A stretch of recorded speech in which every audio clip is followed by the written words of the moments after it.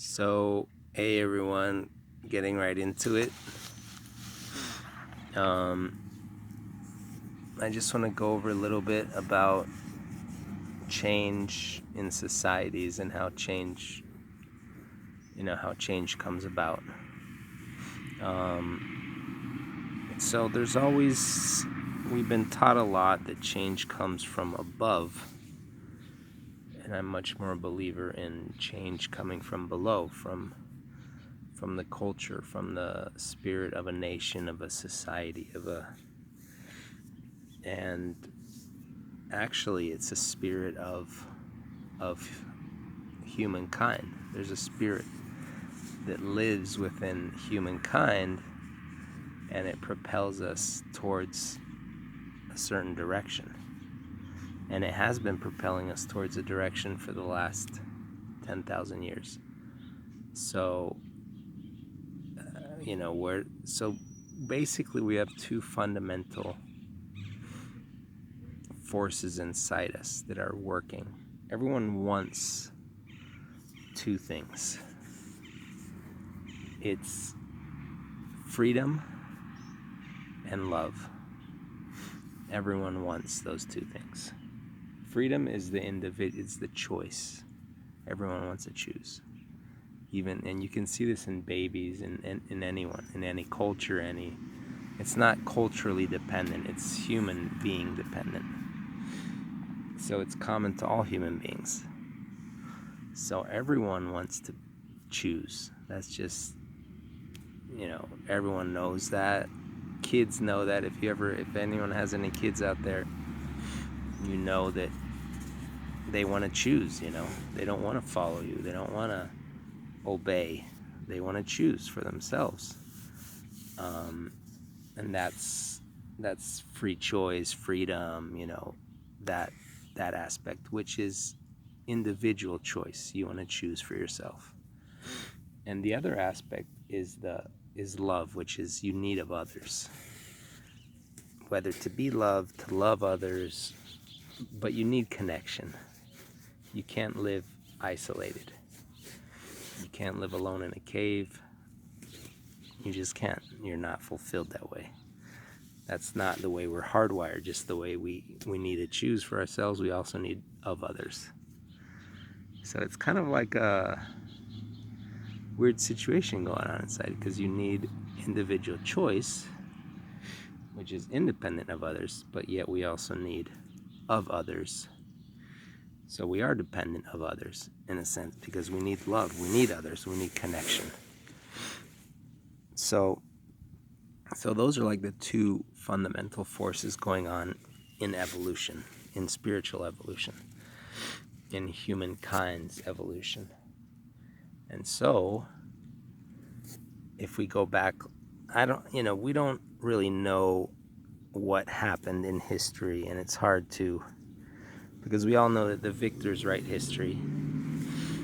So it's hard to tell what history was, but based on the information that we have now, 10,000 years ago, or 15,000 years ago, we might have lived in tribal units, 15 people, 12 to 20 people, as nomads. And so what happened? They were nomads. They were self-contained social units as well. So they were self-contained social units. So they didn't have any political organizations that ruled over them. So they were independent in a sense. But they also had to, they were self-reliant. So they had to,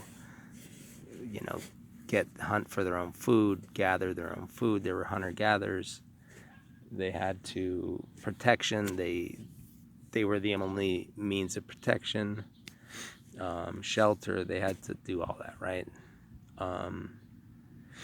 So then, thousands of years, supposedly, we lived in these tribal units, right? So what happened? Why aren't we like that today?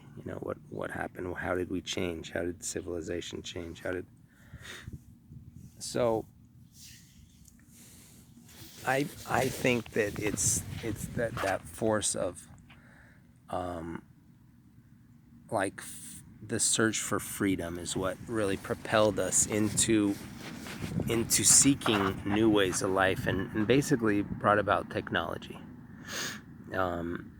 So agriculture, how can we do things better? How can we make things more efficient? How can we basically, we want to be free. And so what happened with technology? Agriculture came along. Agriculture and herding technologies was the first great technological revolution. And so what happened to these tribal units is that they started to settle down. They no longer were nomadic, into settlements, small settlements, not large settlements, but small settlements, small like little cities or little towns. And what, okay, so their self-contained unit became bigger, like now there was maybe I don't know, a settlement of, a few tribes got together and started planning things instead of, having to search for their food as hunter-gatherers. They could just plant their food and raise cattle and so they didn't have to move. They didn't have to search for they didn't have to change with the seasons and move and be nomads. They can just stay in one place. So we lived in larger macro units. Macro social units got bigger, but the micro social units got smaller. What does that mean? So the tribal unit of 12 to 15, they were like a family. They lived all together. They shared household duties, and they were one micro unit. And so that became smaller. And what were we seeking in that? So it transformed from the tribal unit to the family unit, basically. Large family